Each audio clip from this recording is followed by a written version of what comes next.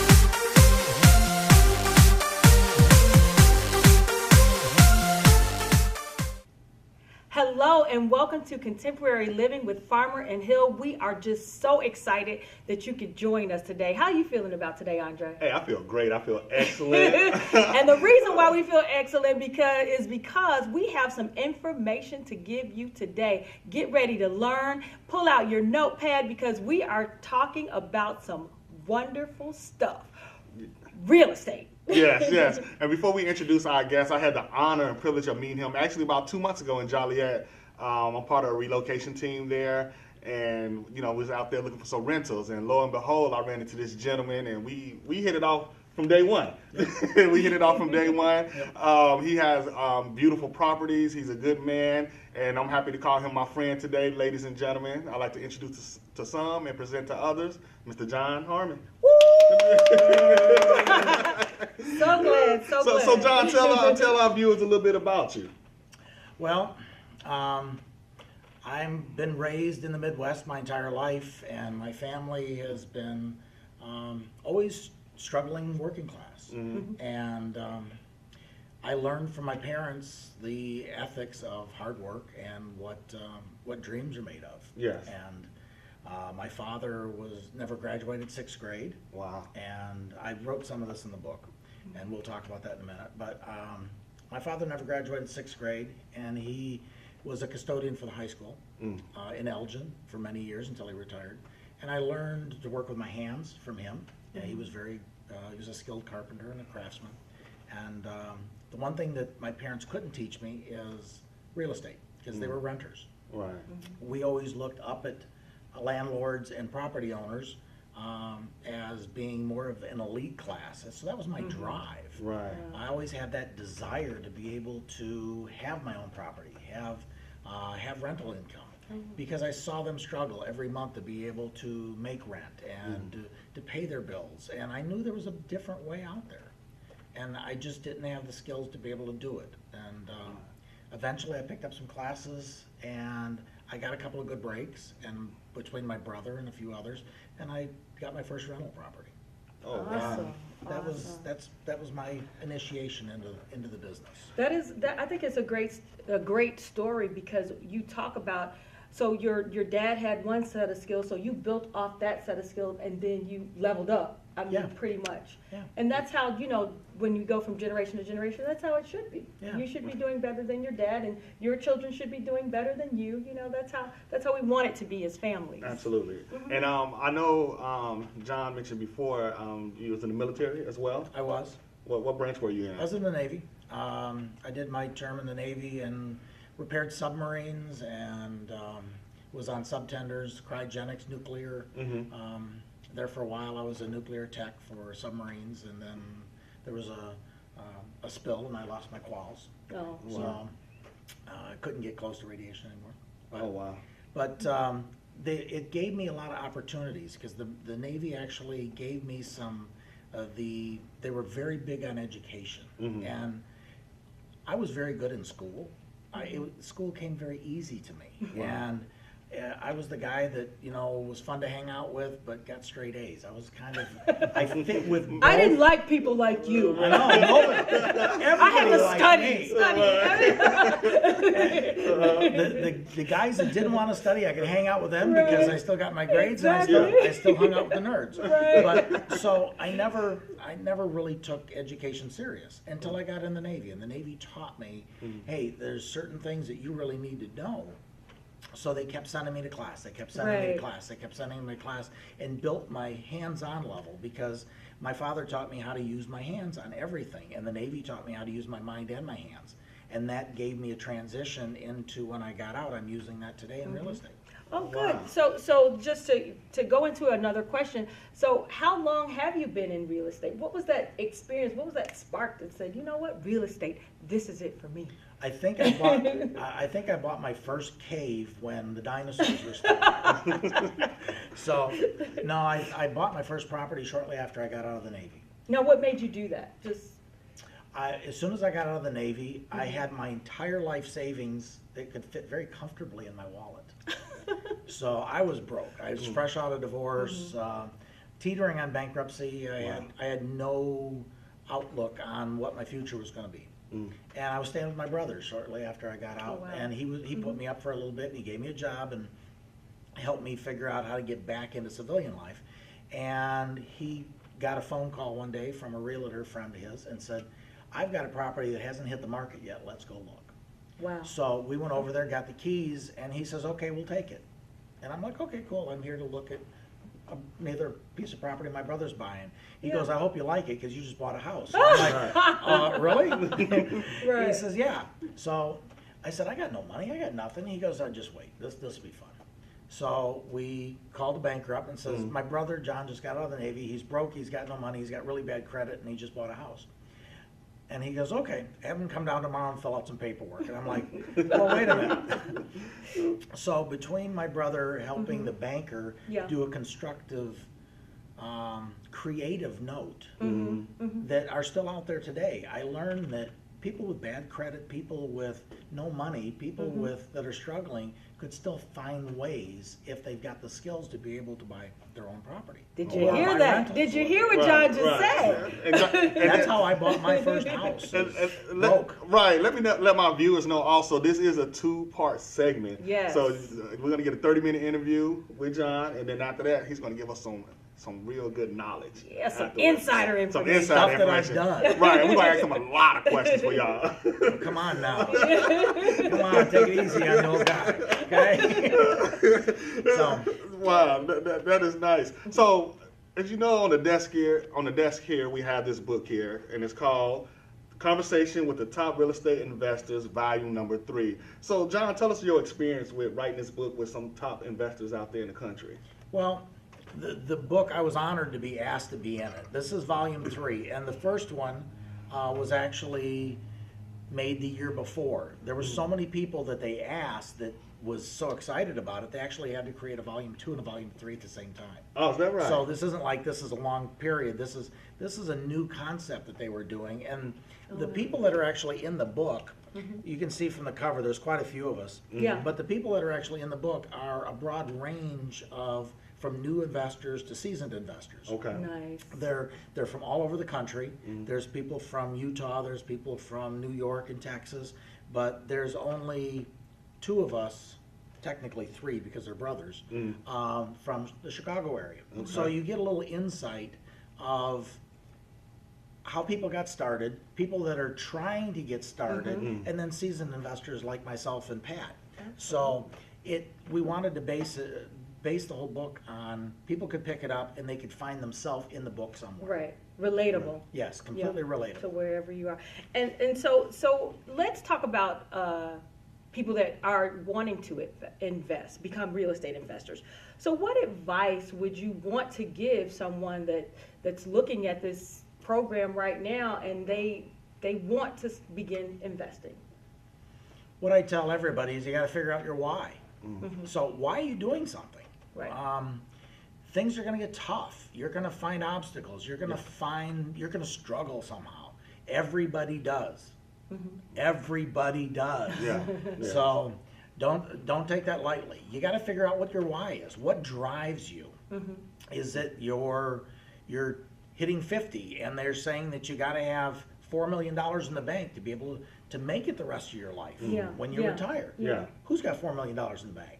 I don't have Well, I $4 don't, million. John. That's why Not we, yet. That's why we Not get with yet. John right now. You guys got That's $4 why million? I don't have $4 million. So figure out what your why is. If you understand that retirement's coming up and Right. you don't have the money, or That's you're important. younger and you just had your first child and you're like, how do I pay for diapers?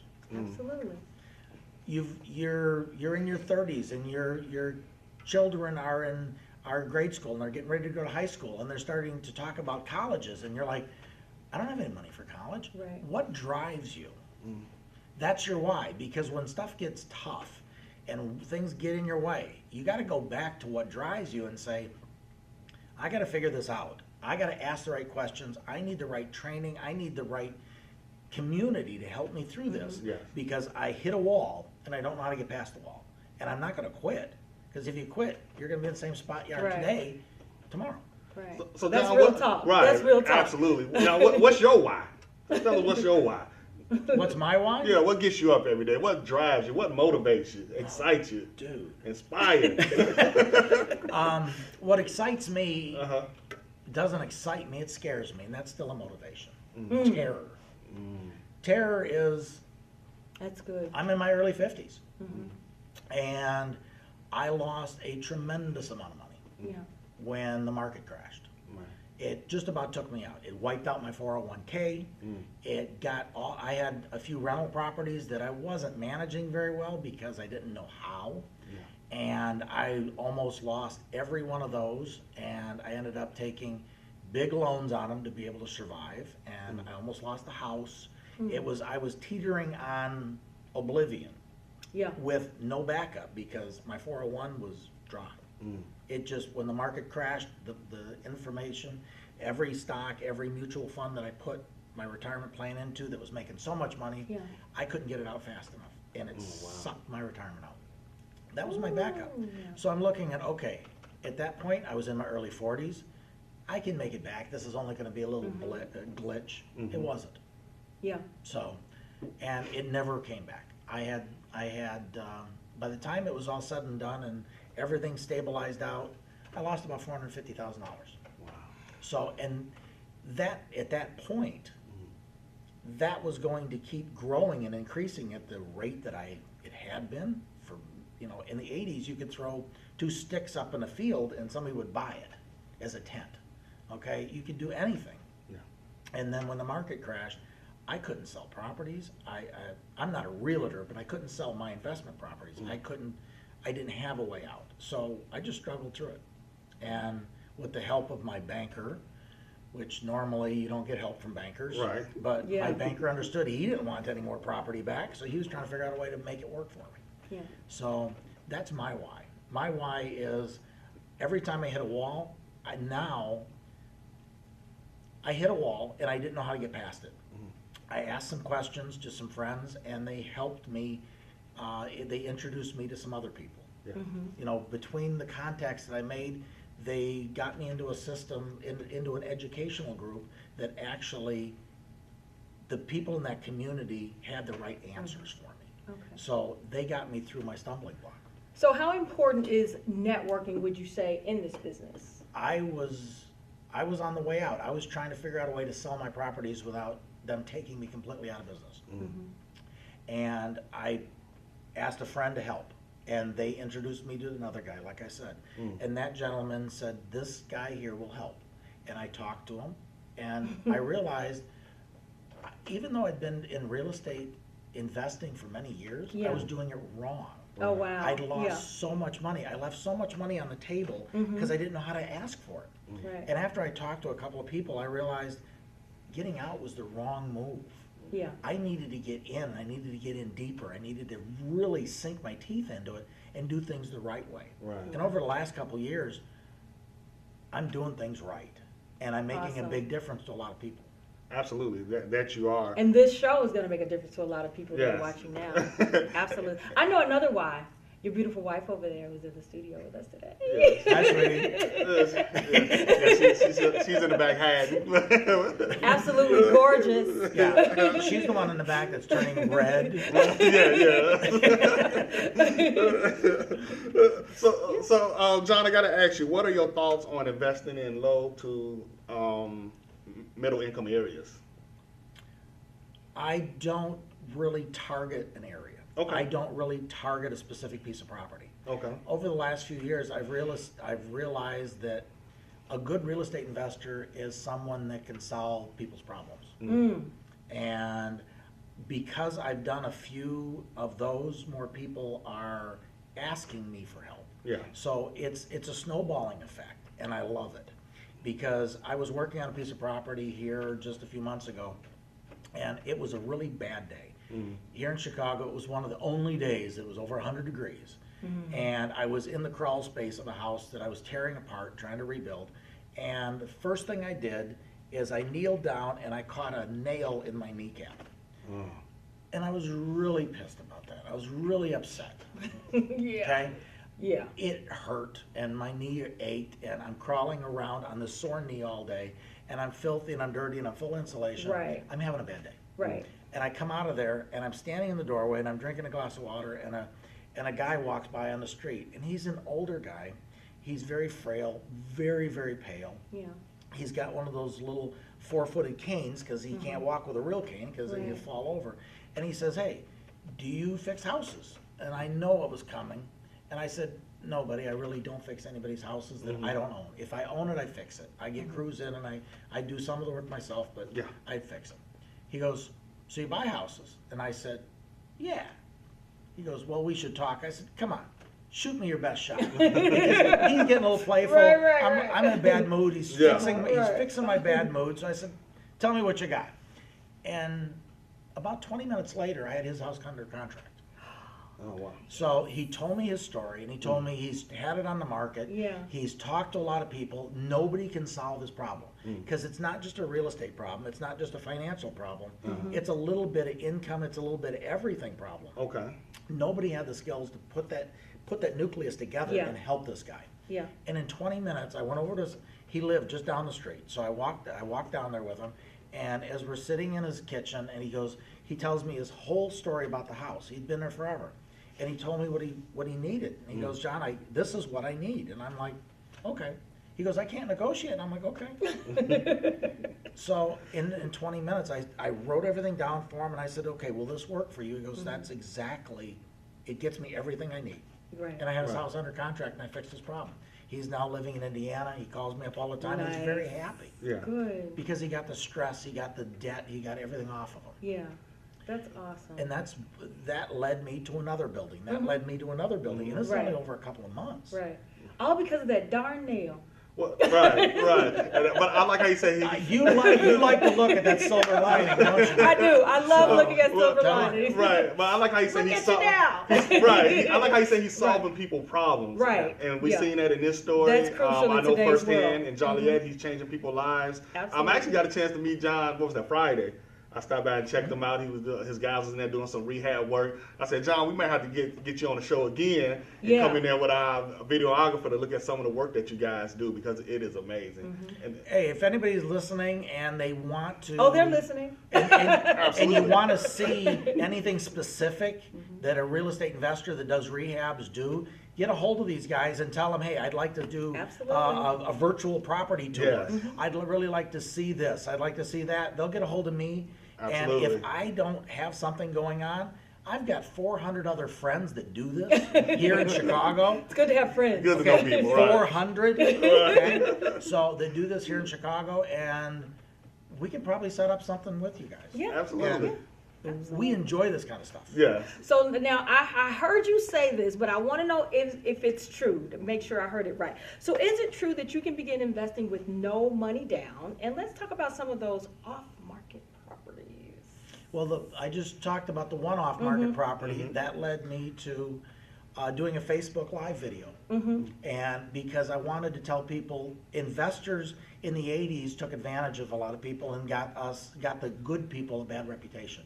Now, there's a lot of us out there that are doing it right. I'm one of the guys that I think I'm doing it right because I got a lot of people asking me for help. Right. So that led me to another off-market property. That Facebook video, a friend of mine, he used to be a coworker of mine, ended up losing his wife and is terminally ill. And with the loss of income and him spending 2 years in and out of the hospital, the bank foreclosed on him and they took his house. He got a hold of me through my Facebook video and said, John, I don't know if this is salvageable or not. I don't know if you can get it or not. But if anybody can take the house, you've got the skills enough to be able to get it back from the bank. I'd rather see you take it than the bank. Absolutely. So I had a conversation with him, and that's the house that you just walked through on Friday. Oh, wow, that's a big house. It's a big house. Yeah, it's a big house. It's a big house.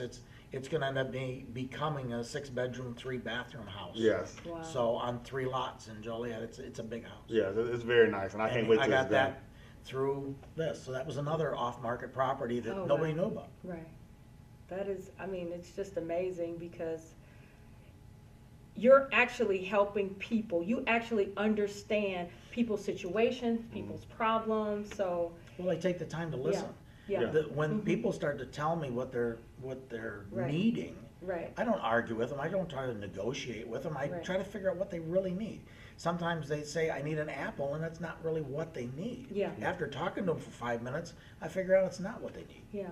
They need a banana. Okay? Then give them the banana, solve their problem. John's Right. giving bananas here Right. today. And I like how you say he's listening. You know, I Right. like how the Bible say we got to be slow to speak but quick to listen. And then even when we was talking about the networking part, how I'd always say that 2 is better than 1. John, before we go to the next question, tell our viewers how they can find you on Facebook. What's your name on Facebook? My full name is John Harmon. If you look at my Facebook page, I think I still got a copy of the book. So as my backdrop. So it's kind of so. And while I'm talking about it, anybody that is interested in reading anything about how to become an investor, seasoned investors, questions that you might have that somebody might have already asked, I would be happy to give any of your listeners a free copy of the book. Wow. Now this is an e-copy. I'm not going to mail this to you. Okay. If you go to Barnes and Nobles or any of the bookstores and go buy one, send me a note. I'd be happy to autograph it for you. I'm not into autographs, but if you're into it, that's fine. Right. But I'd rather you read it Yes. because it might help you. You might Right. figure out how to get out of the situation you're in. Right. So, but in the process, these guys are reaching out to you. If you reach back to them, Yeah. or we're going to actually have my contact information. Yes. Reach out to me, and I'll send you an e-copy Yeah. for free. Now, John, where do you see yourself in 5 to 10 years from now? My goal is to have, I'm trying to build up enough skills, and I'm not quite there yet. I'm starting to develop those skills to be able to build a retirement community in Florida or Texas. Now this is 100+ unit retirement centers that are fully medically staffed and a good place to live. If you've ever vision. had parents, grandparents, or anything in nursing homes, they're bad, okay? We should do better. Yeah. We should do better for our people. We can do that. And I know that we can. Yeah, absolutely. I know we can. Absolutely. And I want to be able to help do that. That's where I want to see myself in 5 years is building these for people. Here we have it. I think John's going to run for mayor, maybe president, vice president. Which office you running for, John? Governor. He's running for governor. I like that. I want to run for, well, I don't know what it's called, but I think it's the governor of Costa Rica. Because my feet are going to be in the sand somewhere. That is awesome. On a lounge chair with my laptop That in my is lap and a awesome. little sunshade where my laptop doesn't get hot. Well, we can't thank you enough for the information you've provided to our viewers. We just thank you for everything you've done and Yes. the information you've shared with us And we today. still have a little time here. I'm a pop a off the wall question. Oh. Oh, here it is. Get them off guard Off here. the Now, Joe, tell us, when we first met you, you talked about passive income. Why passive income? Why do you want passive income? Passive income pays the bills. Passive income is what you can be on a sandy beach in Costa Rica with your feet in the sand so they don't burn, and still have your bills paid. Yeah. Everybody has monthly expenses. Yes. Everybody has a utility bill. Everybody's got a cell phone bill.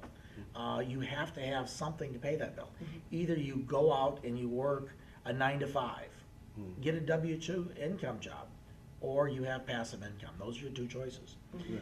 As a real estate investor and part of other real estate, a training center that I'm with, we teach people how to look away from the W-2 and look towards passive income. Passive income can be many things, but to me, it's rental houses, rental properties. I try to design rental properties to where you walk into it and you feel like it's your home. It's not someplace you have to live.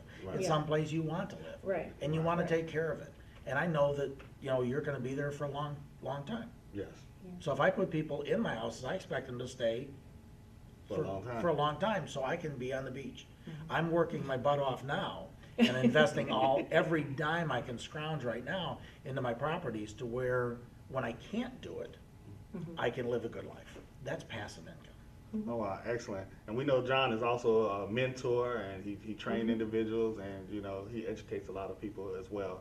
And we're learning a lot from him, so we definitely appreciate everything that he's doing out there. I'm happy that I have met you, honestly. Yes. You have been a blessing to me and my wife over the last 2 months now. Yeah, Just getting started. Yeah, Just getting right. We're just started. getting started. Yeah, so I definitely appreciate everything that you do. And then, so shortly, we're going to get ready and get into our next segment with John. And John's going to educate us and give us some knowledge on some ways to invest in real estate. And you're going to talk about subject 2 today. I'm going to talk about this question that amateur investors and even some seasoned investors ask. How do I find off-market properties? How do I buy a piece of real estate with no money? How can I do this with bad credit? And that's kind of what I want to talk about, because that's the same question everybody asks. And that's some of the simplest things to solve. Absolutely. And as I get ready to close out, as always, we thank God for his unmerited, undeserving favor called grace. For grace is the total absence of any works. You can't work for grace, you can't buy it, you can't sell it. It is simply what God has given to each and every one of us, because we believe that God died for our sins, he was buried, and that he rose again the third day for our justification. On behalf of myself, my lovely wife Melissa, and Mr. John Harmon, be blessed. Bye-bye.